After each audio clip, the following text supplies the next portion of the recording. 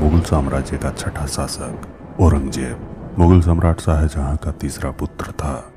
औरंगजेब आलमगीर इकलौता मुगल बादशाह था जिसे भारतीय जनमानस ने कभी स्वीकार न किया।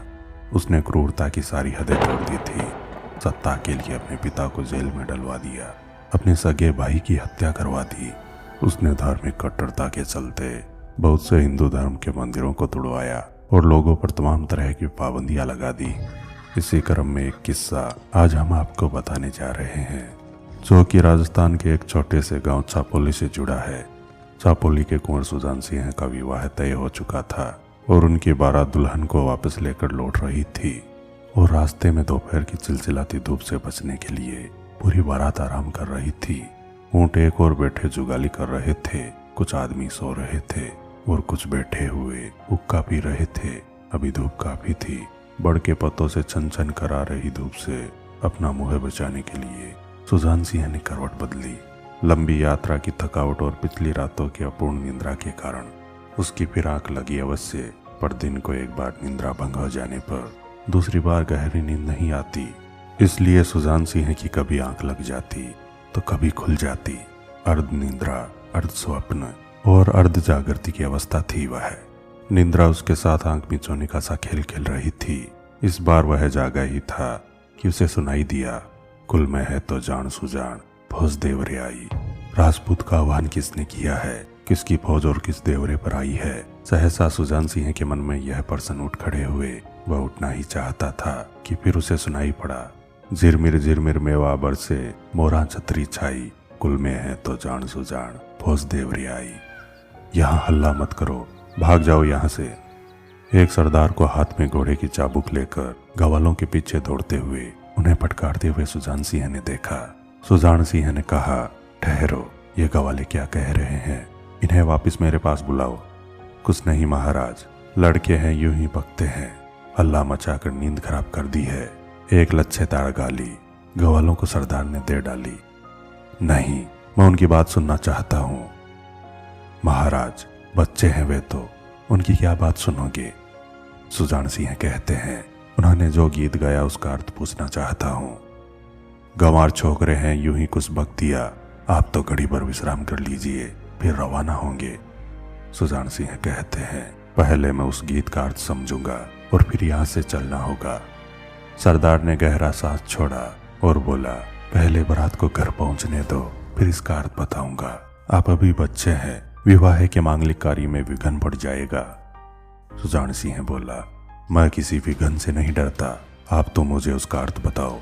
सरदार निराश होकर बोला, मंदिर को तोड़ने के लिए बादशाह की फौज आई है, यही अर्थ है उसका। सुजान सिंह विस्मय से बोला, कौन सा मंदिर।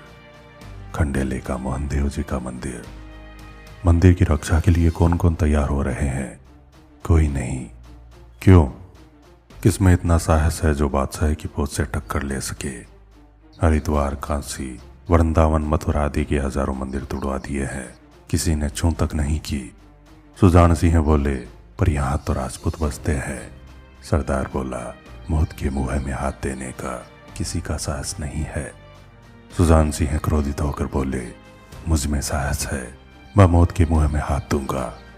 सुजान सिंह के जीते जी तुर्क की मंदिर पर छाया भी नहीं पड़ सकती। भूमि निर्बीज नहीं हुई है। भारत माता की पवित्र गोद से क्षत्रियत्व कभी भी निःशेष नहीं हो सकता। यदि गो, ब्राह्मण और मंदिरों की रक्षा के लिए यह शरीर काम आ जाए तो इससे बढ़कर सौभाग्य और क्या होगा। शीघ्र घोड़ों पर जिन किए जाए। कहते हुए सुजान सिंह उठ खड़ा हुआ। परंतु आपके अभी तो विवाह के कांकन डोरे भी नहीं खुले हैं। सुजान सिंह बोले, विवाह कंगन अब मोहन देव जी के चरणों में ही खुलेंगे। बात की बात में 50 घोड़े सजकर तैयार हो गए। एक बारात का कार्य पूरा हुआ, अब दूसरी बारात की तैयारी होने लगी। सुजान सिंह ने घोड़े पर सवार होकर रथ की ओर देखा। कोई मेहंदी लगा हुआ सुकुमार हाथ रथ से बाहर निकलकर अपना चूड़ा बतला रहा था।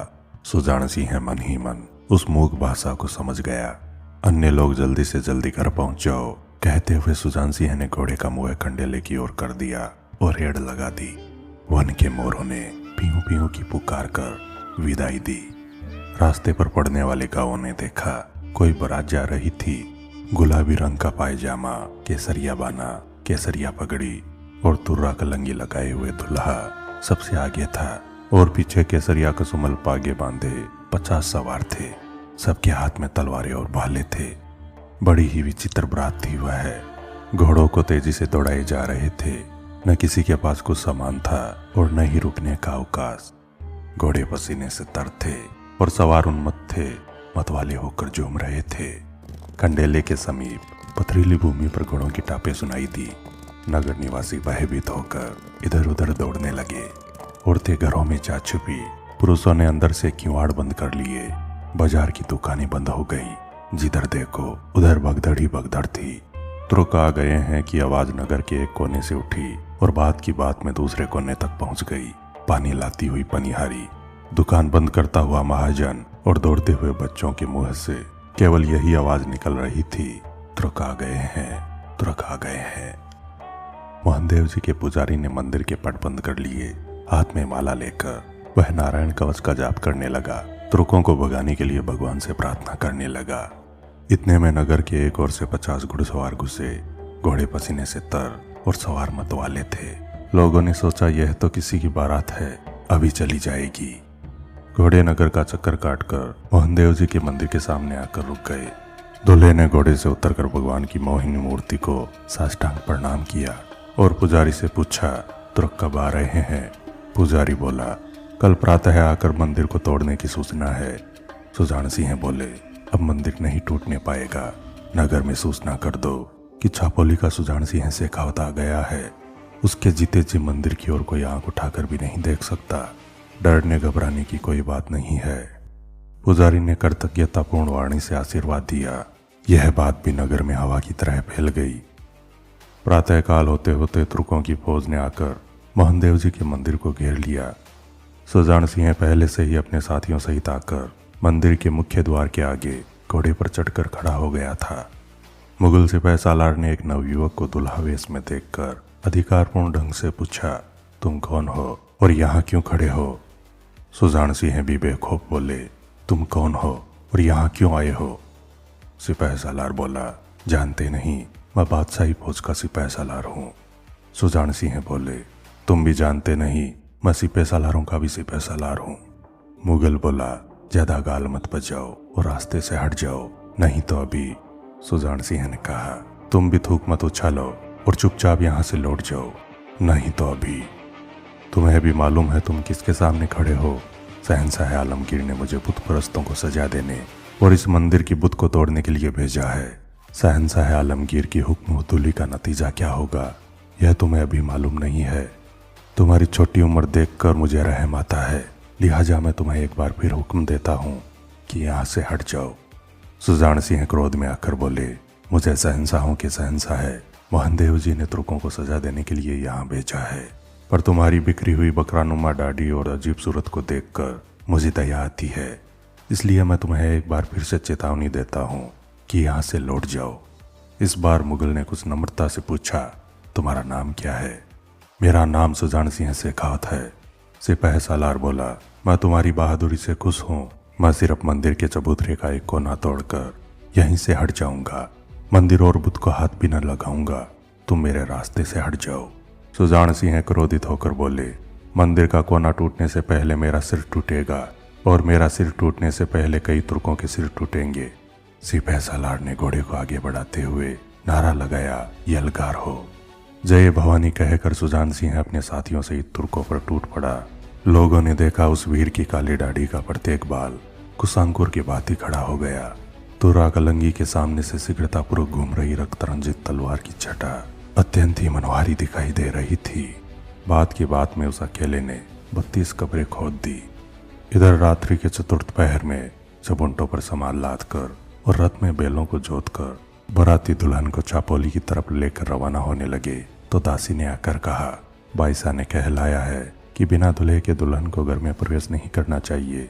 दासी बोली, वे कहती हैं कि मैं भी खंडेला जाऊंगी। वर्द सरदार कहता है, अच्छा तो भाई, जैसी उनकी इच्छा, और रथ का मुंह खंडेला की ओर कर दिया। बाराती सब रथ के पीछे हो गए। रथ के आगे का पर्दा हटा दिया गया। खंडेला जब एक कोस रह गया तब वृक्षों की जुरमुट से एक घोड़ी आती हुई दिखाई दी।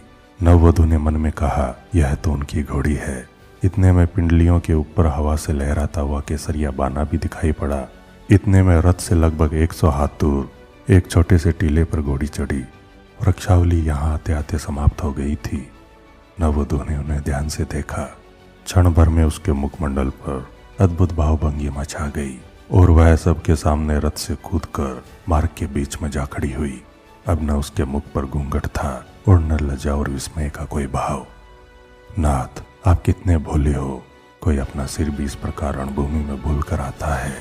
कहते हुए उसने आगे बढ़कर अपनी मेहंदी लगे हाथ से कम्मद ले जाती हुई घोड़ी की लगाम पकड़ ली। और आज भी उसी स्थान पर खंडेला के उत्तर में बगनाउस्ता में एक छतरी खड़ी हुई है, जिसकी देवली पर सती और झुंझार की 2 मूर्तियां अंकित है। वह उधर से आते जाते पथिकों को आज भी अपनी मूकवाणी में यह कहानी सुनाती है और न मालूम भविष्य में कब तक सुनाती रहेगी। दोस्तों, अदम्य वीर सुजान सिंह शेखावत की वीरता से जुड़ा यह अनसुना किस्सा आपको कैसा लगा? कृपया लाइक एवं कमेंट जरूर करें। मैं विजय राठौड़ जल्द लौटूंगा इतिहास से जुड़े रोचक एवं रोमांचक वीडियोज लेकर। जुड़े रहें हमारे चैनल स्ट्रेंज फैक्ट्स इंडिया के साथ। धन्यवाद।